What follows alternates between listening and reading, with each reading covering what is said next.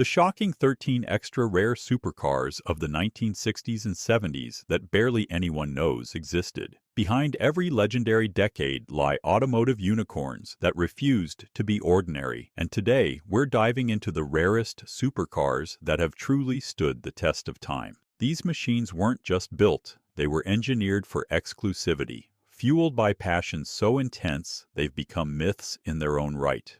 Welcome to the shocking 13 extra rare supercars of the 1960s and 70s. Ferrari 250 GTO, 1962 to 1964. Let's talk about automotive royalty. The Ferrari 250 GTO. If you've never heard of it, buckle up because this isn't just rare, it's damn near priceless. Produced from 1962 to 1964, only 39 examples ever left Maranello, making it rarer than a unicorn in a thunderstorm. Nicknamed the Holy Grail of Ferraris, this wasn't just a styling exercise. That aggressive bodywork by Scaglietti wasn't just beautiful, it was functional. The long nose, pronounced fender flares, and that iconic rear spoiler weren't just for show. They created downforce that kept this beast planted at triple-digit speeds. Here's the real kicker. Underneath that gorgeous aluminum skin lived a 3.0-liter Colombo V12 that screamed out 300 horsepower. We're talking about a naturally aspirated masterpiece with 6 Weber carburetors, a forged steel crankshaft, and a sound so intoxicating it could make angels weep.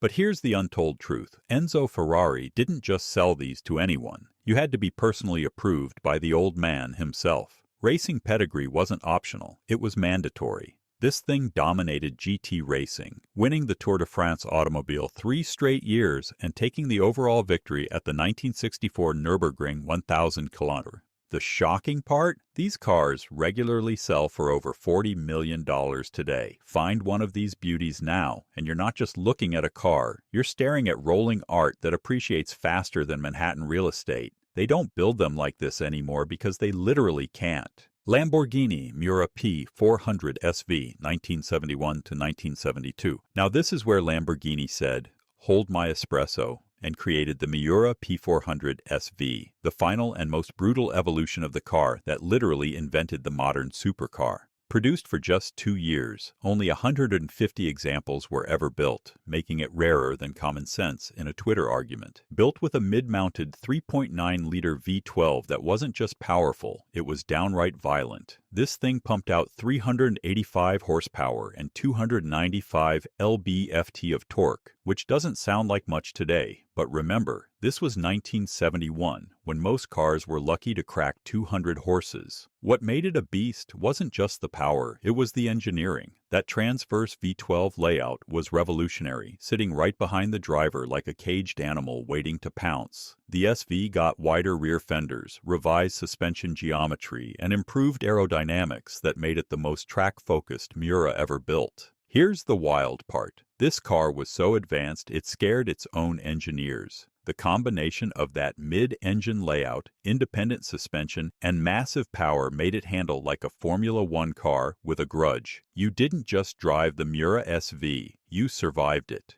The shocking truth? This engine wasn't just beautiful. It was basically a racing motor wearing street clothes. Lamborghini took everything they learned from their racing program and stuffed it into a production car. The result was an automotive predator that looked like sex on wheels and drove like controlled chaos. Porsche 917 road car, 1970 to 1971. Meet the Porsche 917 road car, the most terrifying street-legal machine ever to wear a license plate. If you've never heard of it, that's because Porsche only built 20 examples to satisfy homologation requirements, making it rarer than a politician telling the truth. This wasn't just a race car with headlights bolted on. That mid-mounted 4.5-liter flat 12 engine wasn't trying to be civilized. It was built to dominate Le Mans and happened to be street legal by accident. We're talking about 520 horsepower in a car that weighed less than a modern Honda Civic. The real flex? This thing could hit 200 mph on the Autobahn like it was taking a casual Sunday drive. Its magnesium space frame chassis, fiberglass body, and racing-derived aerodynamics made it more spacecraft than automobile. The cockpit was so tight, most drivers couldn't fit without custom seats. Here's the untold truth. Porsche never actually wanted to sell these to the public. They were built purely to meet racing regulations that required 25 road cars to be produced. Most ended up in private collections or were converted back to race spec almost immediately. But here's the kicker. The ones that survived are worth more than most people's houses. These cars regularly hit 400,000 miles. Just kidding, nobody drove them that far because they were too busy trying not to die. The 917 road car wasn't just rare, it was a rolling reminder that sometimes the best ideas are also the most dangerous ones. Ford GT40 MK4 road car, 1967. When Ford decided to embarrass Ferrari at Le Mans, they created the GT40. But when they built the MK4 road car, they created something that defied physics and common sense. Only 7 examples were ever built, making it rarer than an honest car salesman. This wasn't just fast, it was apocalyptically quick. That 427 cubic inch V8 wasn't just big, it was monstrous. With 485 horsepower and 475 lb-ft of torque, this thing could accelerate from 0 to 60 in under 4 seconds when most supercars were still figuring out how to brake 5. Built with a honeycomb aluminum chassis that was stronger than most building foundations, the MK4 was basically a race car that accidentally became street legal. Its aerodynamic bodywork was so advanced, it looked like it came from the future, and in 1967, it basically did. Here's the wild part. This car was so extreme, Ford's own engineers were terrified of it. The combination of that massive V8, lightweight construction, and race-bred suspension made it faster than some of their actual race cars. You didn't just drive the GT40 MK4, you held on for dear life. The shocking truth? These cars were never meant to be daily drivers. They were built to prove a point. That American engineering could beat European sophistication through sheer brute force and determination. The result was a car so brutal and uncompromising, it made the Miura look like a luxury sedan. Today, finding one of these beasts is like discovering buried treasure. They don't just appreciate in value, they explode in price faster than a nitrous oxide tank. Maserati Bora, 1971 to 1978.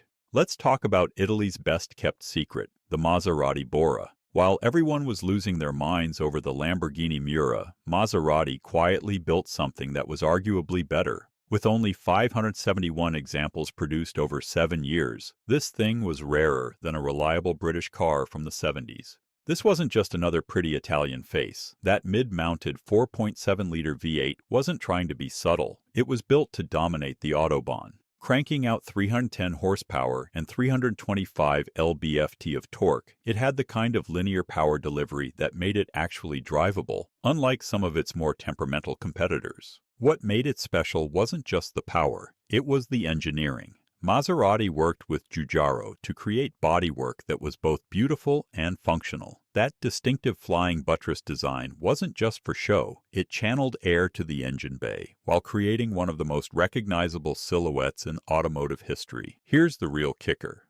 This car was engineered by Giulio Alfieri, the same genius who created the legendary Maserati 250F Formula One car. So yeah, you were basically driving a street-legal race car, designed by a guy who knew how to make things go fast and stop even faster. The shocking truth? The Bora was actually more advanced than the Miura in many ways. It had better weight distribution, superior build quality, and engineering that didn't require a PhD in Italian temperament to understand. While other supercars were breaking down, the Bora just kept going, making it the thinking man's supercar. DeTomaso Pantera GT5, 1980 to 1985. Meet the DeTomaso Pantera GT5, the Italian-American hybrid that shouldn't have worked, but absolutely did. With only 252 examples built over 5 years, this thing was rarer than a quiet New Yorker and twice as aggressive. This wasn't your typical Pantera. That wide body kit wasn't just for show. It was housing serious business. The 5.8-liter Ford Cleveland V8 under the hood wasn't just powerful. It was downright barbaric. With 350 horsepower and 380 lb-ft of torque, this thing could light up the rear tires in any gear and make you question your life choices. What made it a beast was the combination of Italian styling and American muscle. That mid-engine layout gave it the balance of a ballet dancer, while the Ford V8 provided the punch of a heavyweight boxer. The result was a car that looked like it belonged in a science fiction movie, but sounded like a NASCAR stock car. Here's the wild part. This car was so extreme, it made the regular Pantera look tame. Those flared fenders weren't just wider. They were aggressive enough to start fights in parking lots. The massive rear wing wasn't just functional. It was a statement that said, "I'm here to go fast and chew bubble gum, and I'm all out of gum." The shocking truth? Despite being assembled in Italy, this car was more reliable than most of its European competitors because of that bulletproof American V8. While other supercars were breaking down, the GT5 just kept running, making it the ultimate sleeper in the supercar world. Lancia Stratos HF Stradale, 1973 to 1978. If there's one car that deserves a spot in the "What Were They Thinking" Hall of Fame, it's the Lancia Stratos HF Stradale. With only 492 road-going examples built over 5 years, this thing was rarer than a mechanic who admits he doesn't know what's wrong with your car. This wasn't just a rally car with number plates. It was a complete rethink of what a sports car could be. That 2.4-liter Ferrari Dino V6 wasn't just borrowed from Maranello. It was the same engine that powered the Ferrari 246 GT. We're talking about 190 horsepower in a car that weighed less than a modern Miata. Built with a wheelbase shorter than some golf carts, the Stratos was designed to change direction faster than a politician's promise. Its wedge-shaped body wasn't just radical, it was aerodynamically efficient and created a car that looked like it was doing 100 miles per map while standing still. Here's the real kicker. This car was so successful in rallying, it basically rewrote the rulebook. It won the World Rally Championship 3 consecutive years and dominated events from Monte Carlo to the Safari Rally. You weren't just buying a car, you were buying a legend. The shocking truth? Lancia originally wanted to use their own V6 engine, but Ferrari convinced them to use the dyno power plant instead. The result was a car that had the reliability of Italian engineering with the performance of a Ferrari, which sounds like an oxymoron but somehow worked perfectly. McLaren M6 GT, 1969 to 1970. When McLaren decided to build a road car, they didn't mess around. The M6 GT was basically a Can-Am race car that someone forgot to tell it wasn't street legal. With only 3 examples ever completed, this thing was rarer than a unicorn riding another unicorn. This wasn't just rare, it was revolutionary. That mid-mounted 5.7-liter Chevrolet V8 wasn't just powerful, it was the same engine that dominated Can-Am racing. We're talking about 440 horsepower in a car that weighed less than most modern sedans, creating a power-to-weight ratio that would make modern supercars jealous. Built with a fiberglass body over an aluminum space frame chassis, the M6 GT was lighter than air and stronger than most buildings. Its gull-wing doors weren't just cool, they were necessary because the car was so low, conventional doors would have scraped the ground. Here's the wild part. This car was so advanced, it scared McLaren's own engineers.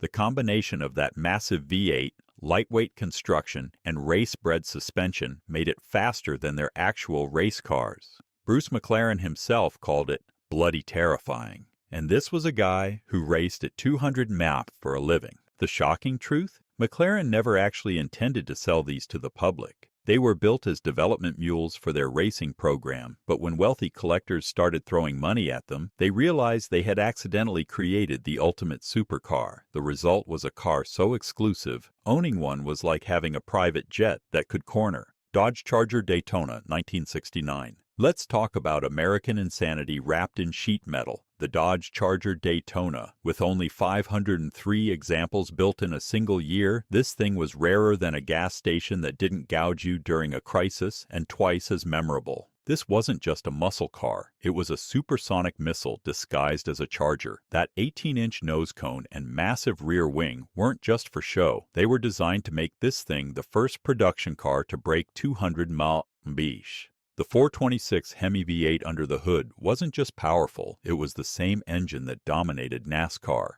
Built specifically to dominate Daytona and Talladega, this car was so aerodynamically advanced, it made other muscle cars look like they were driving backwards. That pointed nose and towering rear wing created downforce that kept it planted at speeds that would make modern supercars nervous. Here's the real kicker. This car was so successful in NASCAR, other manufacturers complained it was cheating. The result? NASCAR changed the rules specifically to slow down the Daytona, which is basically the automotive equivalent of being so good at basketball that they moved the three-point line.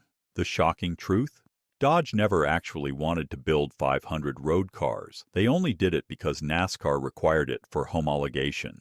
Most of these cars sat on dealer lots because regular customers had no idea what to do with a car that looked like it belonged on Mars. Today, those same cars are worth more than most people's houses, proving that sometimes the best investments are the ones that look completely insane. Alfa Romeo Tipo 33 Stradale, 1967 to 1969. Meet the Alfa Romeo Tipo 33 Stradale, the car that makes grown men weep and accountants have nightmares. With only 18 examples ever built, this thing was rarer than a functioning Italian government and infinitely more beautiful. This wasn't just a car, it was a rolling sculpture.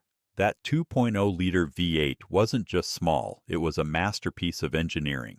Cranking out 230 horsepower from just 2 liters, it had one of the highest specific outputs of any naturally aspirated engine ever built. We're talking about 115 horsepower per liter, when most engines were lucky to make 50. Built with a tubular space frame chassis and aluminum body panels, the Tipo 33 weighed less than 1,500 pounds, making it lighter than most modern motorcycles. Its race-bred suspension and perfect weight distribution made it handle like it was on rails, assuming those rails were made of silk and lubricated with unicorn tears. Here's the wild part. This car was so beautiful, it inspired an entire generation of automotive designers. Its flowing lines and perfect proportions made it look like it was sculpted by Michelangelo after a particularly good bottle of Chianti. Even today, 50 years later, nothing looks quite like it. The shocking truth.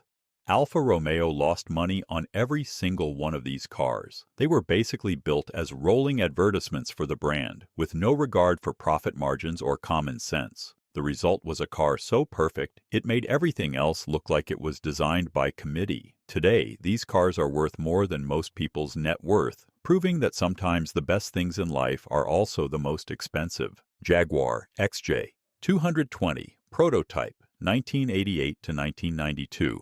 When Jaguar decided to build the ultimate supercar, they created the XJ220. But before that production car existed, there was the prototype, a car so radical it made the production version look conservative. With only 5 prototypes ever built, this thing was rarer than a reliable British electrical system. This wasn't just a prototype, it was a statement of intent. That 6.2-liter V12 wasn't just powerful, it was the same engine that powered Group C race cars. We're talking about 500 horsepower in a car that looked like it had been designed by aliens who really understood aerodynamics. Built with a carbon fiber body over an aluminum space frame, the XJ220 prototype was lighter than most modern sports cars and faster than anything else on the road. Its active aerodynamics and all-wheel drive system made it virtually unstoppable in any weather condition. Here's the real kicker. This car was so advanced, it featured technology that wouldn't appear in production cars for another decade. Active suspension, traction control, and computer-controlled aerodynamics made it more spaceship than automobile. The cockpit looked like something from a fighter jet, complete with digital displays and enough switches to confuse a NASA engineer. The shocking truth?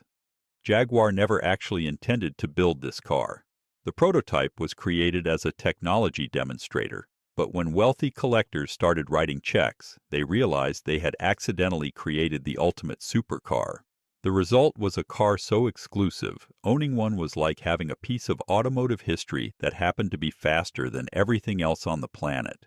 Vector W8, 1989 to 1993. Let's talk about American excess, taken to its logical extreme. The Vector W8.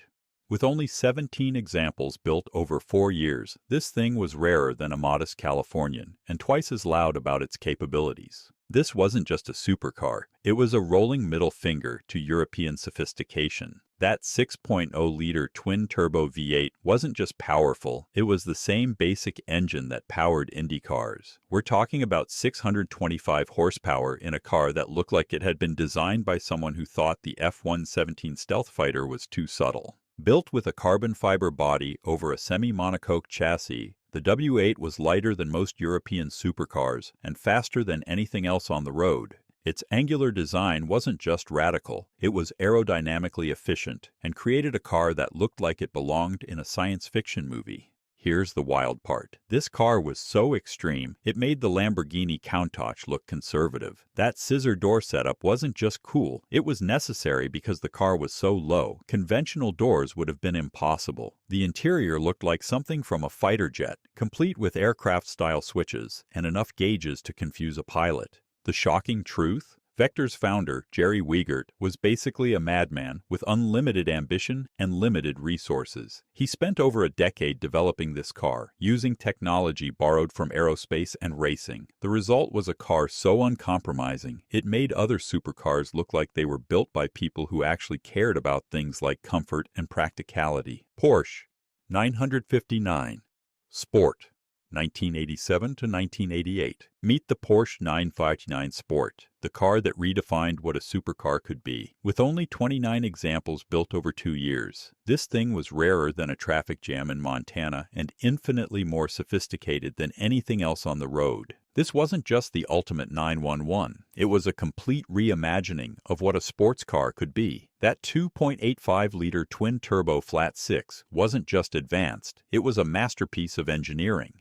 Cranking out 450 horsepower with variable boost control, it had technology that wouldn't appear in other cars for decades. Built with a carbon fiber and Kevlar body over a steel space frame, the 959 was lighter than most supercars and stronger than most buildings. Its computer-controlled all-wheel drive system and active suspension made it virtually unstoppable in any condition, from the Autobahn to the Sahara Desert. Here's the real kicker. This car was so advanced, it featured technology that still impresses today. Launch control, traction control, and tire pressure monitoring were standard equipment when other supercars were still using carburetors. The cockpit was a masterclass in German engineering, with every control placed exactly where you needed it. The shocking truth?